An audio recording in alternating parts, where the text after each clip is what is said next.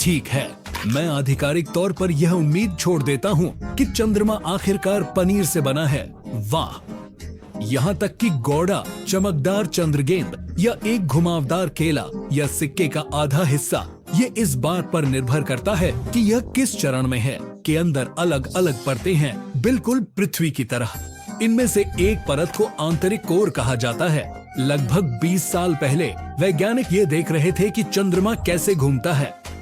उस डेटा का उपयोग करके उन्होंने निष्कर्ष निकाला कि इसका एक तरल बाहरी कोर था, लेकिन आंतरिक कोर का अध्ययन करना कठिन था। इसलिए उन्हें नहीं पता था कि यह चट्टान की तरह ठोस था या नहीं, या गर्म तरल की तरह पिघला हुआ। लेकिन अब चीजें स्पष्ट हैं। खगोलविदों ने अपोलो मिशन सहित विभिन्न मिशनों से डेटा एकत्र किया है, जहां अंतरिक्ष यात्री चंद्रमा पर गए और खुद जानकारी एकत्र की। साथ ही उन्होंने भूकंपीय डेटा नामक एक विशेष तकनीक का उपयोग किया है। यह विधि पूरी तरह से अध्ययन करने के बारे में है कि ध्वनि तरंगें चीजों के माध्यम से कैसे चलती हैं। उदाहरण के लिए हमारे ग्रह पर भूकंप को लें। जब भूकंप आता है तो यह तरंगे पैदा करता है जो जमीन से होकर गुजरती हैं। वैज्ञानिक पृथ्वी के अंदरूनी भाग के बारे में अधिक जानने के लिए इन तरंगों का पता लगा सकते हैं और उनका विश्लेषण कर सकते हैं।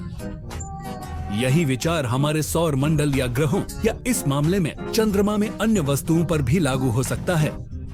जब भूकंप या चंद्र भूकंप आते हैं तो वे ध्वनि तरंगे उत्पन्न करते हैं, और इन तरंगों को ध्यान से सुनकर और उनका अध्ययन करके वैज्ञानिक वस्तु के अंदर क्या है इसका विस्तृत नक्शा बना सकते हैं। वे विभिन्न परतों, वे किस चीज से बने हैं और वे कैसे व्यवस्थित हैं जैसी चीजों का पता लगा सकते हैं। चंद्रमा के गहरे अंदरूनी हिस्से की जांच करने के लिए वैज्ञानिक लेजर रेंजिंग नामक एक चीज का भी उपयोग करते हैं। यह विधि पृथ्वी और चंद्रमा की सतह के बीच की दूरी को बहुत सटीक रूप से मापती है और तादा हमारे प्राकृतिक उपग्रहों का आंतरिक कोर लोहे से बना एक घना ठोस गोला है, बिल्कुल पृथ्वी की तरह। यह लगभग 310 मील चौड़ा है, जो पूरे चंद्रमा के आकार का लगभग 15% है। शोधकर्ताओं ने ऐसे सबूत भी पाए हैं जो इस सिद्धांत का समर्थन करते हैं कि चंद्रमा की सतह और उसके कोर के बीच की परत, जिसे मेंटल कहा जाता है, समय के साथ चंद्रमा के विकास के साथ साथ यह घूमता रहा है। इस गति को हम चंद्रमेंटल का उलटना कहते हैं, और यह समझा सकता है कि हमें चंद्र सतह पर लोहे से भरपूर तत्व क्यों मिलते हैं। मेंटल का पदार्थ ऊपर की ओर चला जाता है और ज्वालामुखी चट्टान चंद्रमा की पपड़ी में रह जाती है। इस चट्टान में कुछ पदार्थ बहुत घने थे, जैसे कि मैं, इसीलिए वे हल्के क्रस्ट पदार्थ के माध्यम से वापस कोर मेंटल सीमा तक डूब गए। यह एक चक्र की तरह है जिसमें ज्वालामुखी गतिविधि के दौरान चंद्रमा की मेंटल सामग्री ऊपर जाती है, लोहे से भरपूर तत्वों को सतह पर ले जाती है और फिर वापस नीचे डूब जाती है। एक और रहस्य है जिसे वैज्ञानिक सुलझाने की कोशिश कर रहे हैं, वह यह कि समय के साथ चंद्रमा का चुंबकीय क्षेत्र कमजोर क्यों हो गया और लगभग गायब हो गया। ऐसा लगता है कि अब जब हम लौह कोर और वैश्विक मेंटल पलटाव के बारे में जानते हैं तो हमें चंद्रमा के चुंबकीय क्षेत्र के बारे में कुछ और जवाब मिल सकते हैं। आंतरिक कोर कैसा है, यह जानने से हमें चंद्रमा के इतिहास के साथ साथ हमारे पूरे सौर मंडल के इतिहास को बेहतर ढंग से समझने में मदद मिल सकती है। अब चंद्रमा की उत्पत्ति के बारे में व्यापक रूप से स्वीकार किए जाने वाले सिद्धांतों में से एक कहता है कि पृथ्वी के शुरुआती चरणों में और हमारे सौर मंडल में एक अन्य रहस्यमय वस्तु के बीच एक बड़ी टक्कर हुई थी। इसे बड़े प्रभाव सिद्धांत कहा जाता है, और यह टक्कर इतनी जोरदार थी कि इसने आदिम पिघली हुई पृथ्वी के एक बड़े हिस्से को चीर दिया। मेरा मतलब है, जो बचा है उसकी तुलना में इतना बड़ा नहीं है। यदि आप हरे मटर के बगल में एक अमेरिकी निकल रखते हैं तो आपको यह अच्छी तरह से पता चल जाएगा कि चंद्रमा की तुलना में हमारा ग्रह कितना बड़ा है। अब यह टुकड़ा हमारे ग्रह के चारों ओर कक्षा में स्थापित किया गया था, और यह हमारे सौर मंडल के बनने के लगभग 95 मिलियन वर्ष बाद हुआ होगा।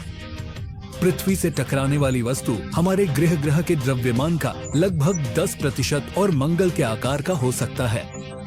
खैर, यह समझ में आता है। आखिरकार पृथ्वी और चंद्रमा की संरचना समान है। बेशक चंद्रमा के निर्माण के बारे में अन्य विचार भी हैं। एक का कहना है कि हमारे ग्रह के गुरुत्वाकर्षण बल ने इसे पकड़ लिया। इसका मतलब है कि चंद्रमा बस एक ऐसी वस्तु थी जो मासूमियत से गुजर रही थी और अचानक वह पृथ्वी की कक्षा में आकर्षित होकर खिंच गई। एक परिकल्पना यह भी है कि पृथ्वी ने शुक्र से चंद्रमा चुराया है। उस स्थिति में चंद्रमा को शिकायत नहीं करनी चाहिए। मुझे लगता है कि यहाँ दृश्य कहीं बेहतर है। तो हाँ, चट्टानों और कुछ खनिजों की बात करें तो चंद्रमा और पृथ्वी समान हैं। लेकिन चंद्रमा का वायुमंडल हमारे ग्रह जैसा नहीं है। इसका वायुमंडल पतला है और इसमें कुछ अजीब गैसें हैं जिनमें पोटेशियम और सोडियम शामिल हैं, जो मंगल, शुक्र या पृथ्वी के वायुमंडल में नहीं मिल सकती हैं। और चंद्रमा पर मौजूद चट्टानों में पानी नहीं है, लेकिन इसका मतलब यह नहीं है कि वहां पानी नहीं है। बहुत समय पहले 17वीं शताब्दी में खगोलविदों ने चंद्रमा की सतह पर बड़े काले धब्बे देखे। इनमें से एक खगोलविद को लगा कि ये धब्बे महासागर जैसे दिखते हैं और उसने उन्हें मारिया कहा, जिसका लैटिन में अर्थ समुद्र होता है। अन्य खगोलविदों ने भी चंद्रमा के नक्शे बनाए और उन्होंने इन काले धब्बों का वर्णन करने के लिए मारिया शब्द का इस्तेमाल किया। उदाहरण के लिए मेयर ट्रैंक्विलिटैटिस का अर्थ है शांति का समुद्र, जहां अपोलो 11 ने अपना लैंडिंग किया था। लेकिन ऐसा लगता है कि वे काले धब्बे वास्तव में महासागर नहीं हैं। वे कठोर लावा से बने मैदान हैं जो बहुत पहले फट गए थे। इन ज्वालामुखी विस्फोटों ने बेसाल्ट मैदानों नामक चिकने समतल क्षेत्रों को पीछे छोड़ दिया। 1800 के उत्तरार्ध में एक आकाश पर्यवेक्षक ने चंद्रमा का अध्ययन किया और पाया कि इसमें वायुमंडल नहीं था। वायुमंडल के बिना कोई बादल नहीं होते और पानी को वाष्पित होने से रोकने के लिए कोई हवा नहीं होती। इसीलिए वैज्ञानिकों ने सोचा कि चंद्रमा पर कोई भी पानी तुरंत गायब हो जाएगा। उनका मानना था कि चांद पूरी तरह से सूखा है। लेकिन फिर 1961 में एक भौतिक विज्ञानी का एक अलग विचार था। उन्होंने बताया कि चांद पर स्थायी रूप से छाया वाले क्षेत्रों नामक विशेष क्षेत्रों में पानी हो सकता है। ये चांद पर ऐसे स्थान हैं जहां सूरज नहीं चमकता, इसलिए वे हमेशा अंधेरे में रहते हैं। इन अंधेरे क्षेत्रों में पानी की बर्फ मौजूद हो सकती है क्योंकि वे बेहद ठंडे हैं और बर्फ वाष्पित नहीं होगी। लेकिन जब अपोलो मिशन के अंतरिक्ष यात्री चांद पर गए तो वे मिट्टी के नमूने लेकर वापस आए और वैज्ञानिकों ने पाया कि उनमें पानी के कोई संकेत नहीं थे। इसलिए हर कोई यह सोचने लगा कि 90 के दशक में चंद्रमा पूरी तरह से सूखा था। नासा ने इन छायादार क्रेटरों पर ध्यान केंद्रित किया और हाइड्रोजन की उच्च सांद्रता पाई, जिसका मतलब था कि चंद्रमा के ध्रुवों पर बर्फ हो सकती है। वे अभी भी निश्चित नहीं थे, इसलिए उन्होंने खुदाई जारी रखी और थोड़ी देर बाद ज्वालामुखी कांच के छोटे छोटे मोतियों के अंदर हाइड्रोजन फंसा हुआ पाया। चूंकि आज चंद्रमा पर कोई सक्रिय ज्वालामुखी नहीं है, जिसका मतलब है कि जब ये ज्वालामुखी फटे थे तब संभवतः चंद्रमा पर पानी मौजूद था बहुत पहले। साथ ही हमारे चंद्रमा के शुरुआती दिनों में और भी ज्यादा पानी हो सकता था। 2020 में नासा के सोफिया मिशन ने हमें वह दिखाया जिसकी हम लंबे समय से तलाश कर रहे थे। आखिरकार चंद्रमा पर पानी है। पता चला कि पानी चंद्रमा की धूल के कणों के भीतर छिपा हुआ है या चंद्रमा के सूर्य प्रकाश वाले क्षेत्रों में सतह पर चिपका हुआ है। इसलिए पृथ्वी पर हमारे जैसे महासागर नहीं है, लेकिन कम से कम कुछ तो है। सवाल यह है कि आखिर पानी वहां कैसे पहुंचा। ऐसा लगता है कि जब चंद्रमा का निर्माण हो रहा था तब उसका इतिहास अव्यवस्थित था, क्योंकि संभवतः हमारे सौर मंडल के अधिकांश ग्रह और चंद्रमा इसी तरह के थे। इसीलिए कुछ सबूत हैं कि पुराने दिनों में इसकी सतह पर धूमकेतुओं के टकराने से पानी वहां आया था, या शायद उन धूमकेतुओं से भी आ रहा है जो अभी चंद्रमा से टकरा रहे हैं। हम एक अव्यवस्थित स्थिति के बारे में बात कर रहे हैं, जहां बर्फीले सूक्ष्म उल्कापिंड चंद्रमा की सतह से टकराते हैं और धूल बनती है। सौर हवा के साथ बातचीत करते समय और भी बड़ी गड़बड़ी।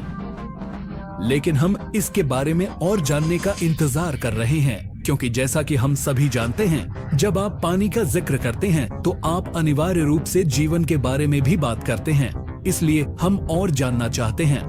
उदाहरण के लिए चंद्रमा पर ध्रुवीय गड्ढों में छिपी हुई सारी बर्फ के बारे में। शायद यह हमें इस बारे में और अधिक सिखा सके कि पृथ्वी पर जीवन कैसे विकसित हुआ। शायद धूमकेतु यहाँ सभी आवश्यक तत्व लेकर आए। फिर क्या होगा यदि उनमें से कुछ तत्व चंद्रमा की बर्फ में भी फंसे हों? आज के लिए बस इतना ही। तो अगर आपने अपनी जिज्ञासा शांत कर ली है तो वीडियो को लाइक करें और अपने दोस्तों के साथ शेयर करें। यदि आप और अधिक वीडियो चाहते हैं तो चैनल को सब्सक्राइब करें और खुश रहे।